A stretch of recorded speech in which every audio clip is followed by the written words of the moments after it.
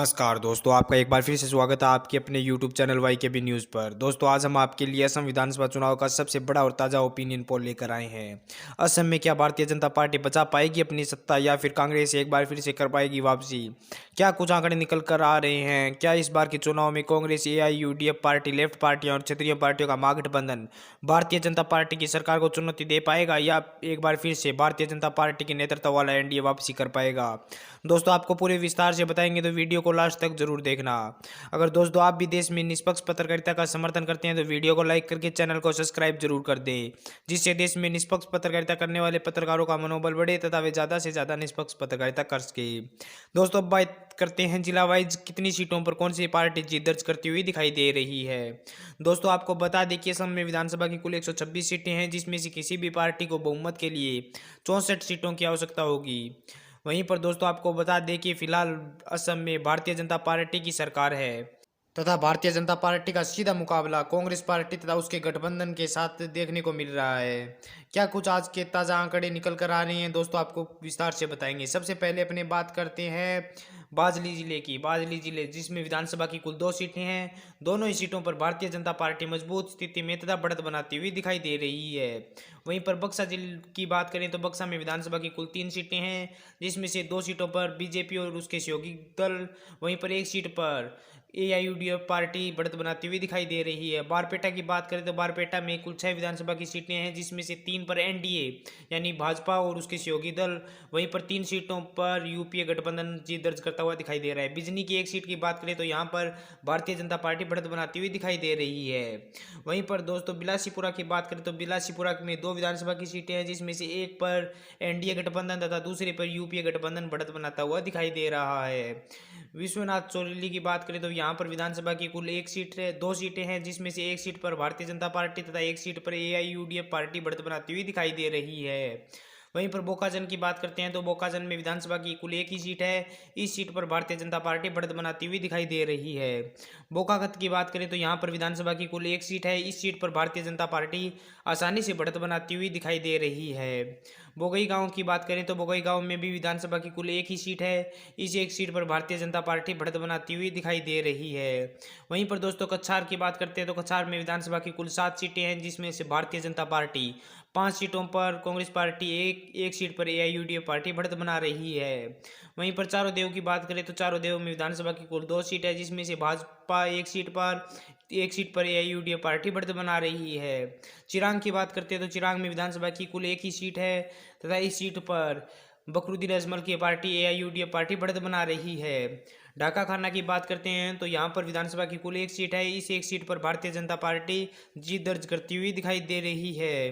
वहीं पर दोस्तों धनसिरी की बात करें तो धनसिरी में भी 1 सीट है, इस 1 सीट पर कांग्रेस पार्टी बढ़त बनाती हुई दिखाई दे रही है। वहीं पर दोस्तों अगली सीट धेमाजी की बात करें तो धेमाजी में विधानसभा की कुल 1 सीट है, इस सीट पर भारतीय जनता पार्टी आसानी से जीत दर्ज करती हुई दिखाई दे रही है। वहीं पर दोस्तों धुबरी की बात करें तो धुबरी में विधानसभा की कुल 3 सीट हैं, जिसमें से 1 सीट पर भारतीय जनता पार्टी, 1 सीट पर कांग्रेस तथा 1 सीट पर AIUDF पार्टी बढ़त बनाती हुई दिखाई दे रही है। डिब्रूगढ़ की बात करें तो डिब्रूगढ़ में विधानसभा की कुल 7 सीटें हैं, जिसमें से 4 पर भारतीय जनता पार्टी, 2 सीटों पर कांग्रेस, 1 सीट पर AIUDF पार्टी बढ़त बना रही है। दिमाग साव की बात करते हैं तो यहाँ पर कुल 1 ही सीट है, इस 1 सीट पर भारतीय जनता पार्टी जीत दर्ज करती हुई दिखाई दे रही है। वहीं पर दोस्तों दीपरू की बात करें तो दीपरू में विधानसभा की कुल 2 सीटें हैं, जिसमें से 1 पर भारतीय जनता पार्टी, 1 पर यूपीए गठबंधन जीत दर्ज करता हुआ दिखाई दे रहा है।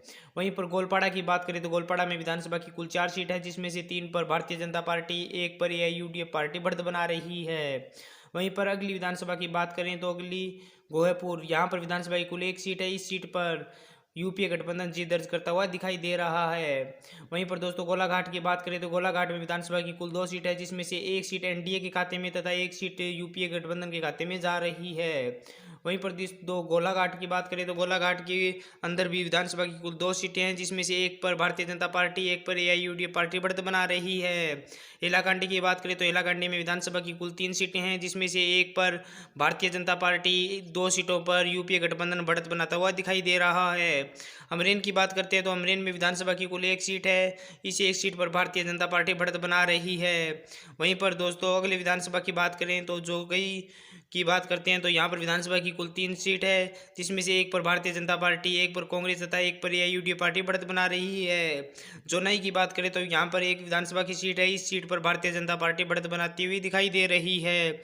जोरहाट की बात करें तो जोरहाट में विधानसभा की कुल 3 सीटें हैं, जिसमें से 2 पर भारतीय जनता पार्टी, एक पर एआईयूडीएफ पार्टी बढ़त बना रही है।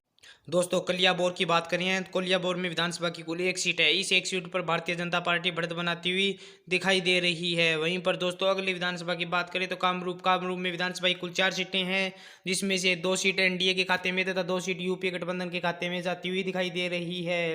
वहीं पर दोस्तों कामरूप धातु की बात करें तो यहाँ पर भी विधानसभा की 4 सीटें हैं, जिसमें से 3 सीट भारतीय जनता पार्टी और उसके सहयोगी दलों के खाते में, 1 सीट एआईयूडीएफ पार्टी के खाते में जा रही है।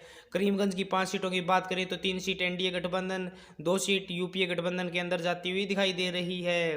वहीं पर कोकराझार की बात करें तो यहाँ पर विधानसभा की कुल 1 सीट है, यह 1 सीट एनडीए गठबंधन के अंदर जाती हुई दिखाई दे रही है। वहीं पर दोस्तों अगली सीट लखीमपुर की बात करें तो यहाँ पर विधानसभा की कुल 3 सीट है, जिसमें से 2 सीट एनडीए गठबंधन तथा 1 सीट महागठबंधन के खाते में जाती हुई दिखाई दे रही है। वहीं पर दोस्तों माजुली की बात करते हैं तो माजुली में भी विधानसभा की 1 सीट है, इस 1 सीट पर भारतीय जनता पार्टी बढ़त बनाती हुई दिखाई दे रही है।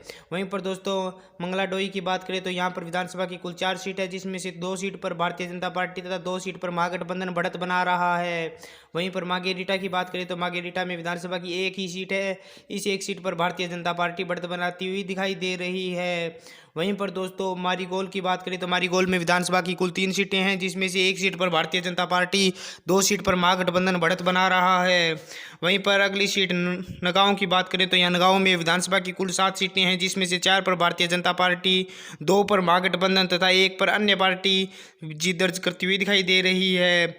नलबाड़ी की बात करें तो नलबाड़ी में विधानसभा की कुल 3 सीटें हैं, जिसमें से 2 seat Bharatiya Janata party, 1 seat महागठबंधन के खाते में जा रही है। नाजीरा की बात करें तो नाजीरा के अंदर विधानसभा की कुल 1 सीट है, इस सीट पर भारतीय जनता पार्टी जीत दर्ज कर रही है।